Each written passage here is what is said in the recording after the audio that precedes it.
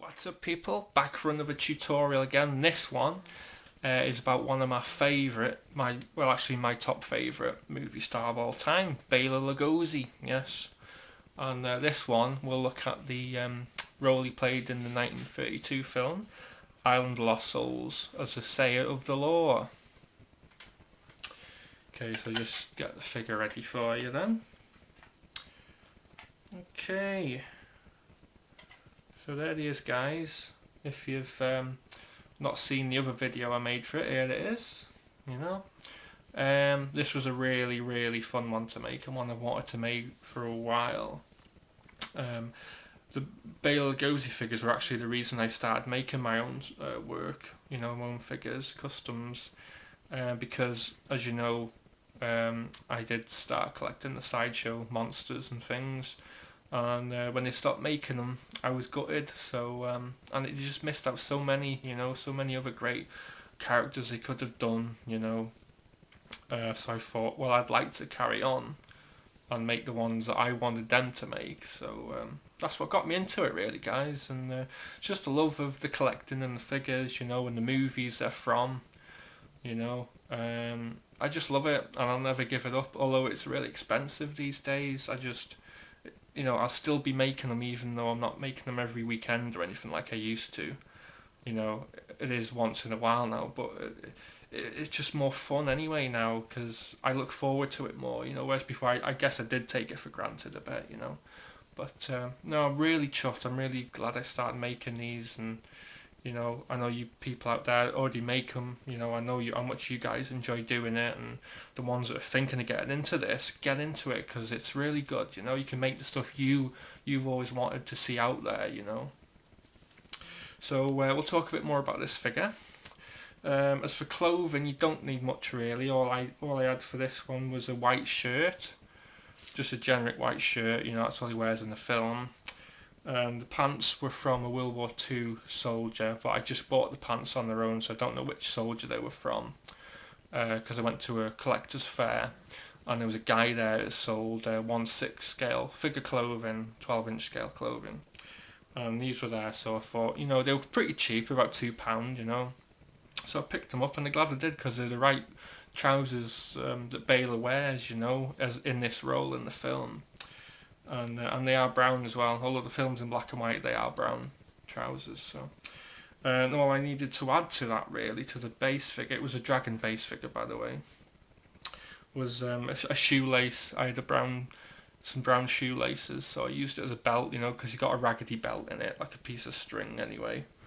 So I did that as a belt, Sculpted the torch out of milliput, because this was one of the early ones I made, but I did revisit this and do the new head sculpt.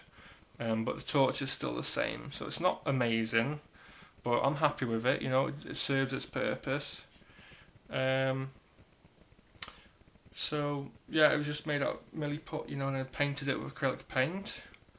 And then when I revisited this figure, which I'm glad I did, the resin Bela head that my friend Martin sent me. It's awesome because I really wanted to get the Bela figures spot on. I did make the other Bela heads before, and they were okay. They weren't great, but I was never truly happy with it. And my buddy Martin from Thailand, he did me some recasts of some Bela Lugosi heads from a Japanese Billiken kit that goes for like crazy money, like £400, probably more than that now actually for the model kit. So he just recasted the head from the model kit for me, and I've still got some left. I've got more Bela figures coming up, and I wanted to make him look different. I didn't want to make him all looking the same, because Bela's films, he doesn't look that different in them, apart from a few of them really, like this one. So I painted the Bela head with acrylic, and all I did real fur. Now the fur I used, which I'll show you now, is something called faux fur, and you get it in sheets. And I get mine from a place called Hobbycraft over here, but you can get it online, you can get it on Amazon, and you can get it on eBay.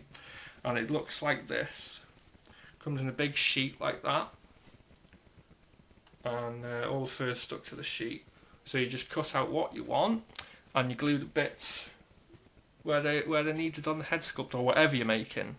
So I just cut out little thin pieces, little small bits, and stuck them on gradually, styled the hair, and then, you know, that's what gave you that look, and it looks more realistic. Whereas the first head sculpt I made, I sculpted the hair, and although it was easier, it doesn't look as good as real hair does. So whenever you can, guys, try and go for real hair, especially if you're making like a werewolf or something.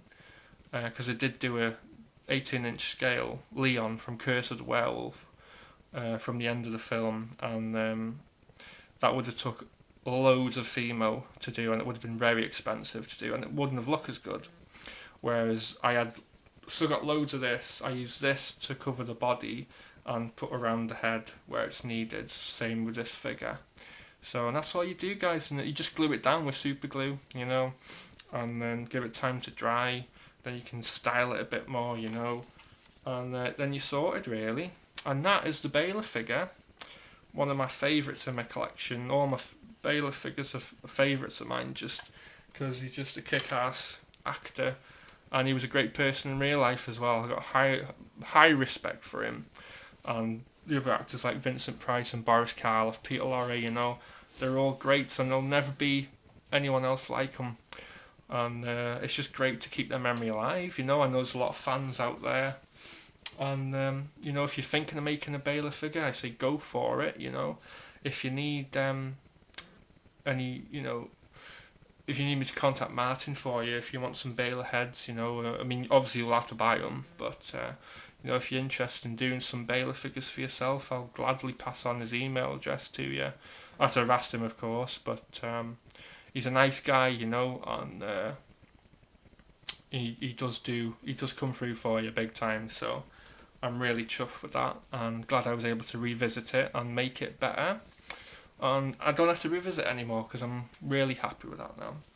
So that's the end of the vid, guys. Any questions, as always, don't hesitate to leave a comment or send me an email asking about these figures I'm making. If you need any tips or help, or need to know any place to get the materials you need from, if I know, I'll tell you. But in the meantime, till the next tutorial, just take care and best wishes to you.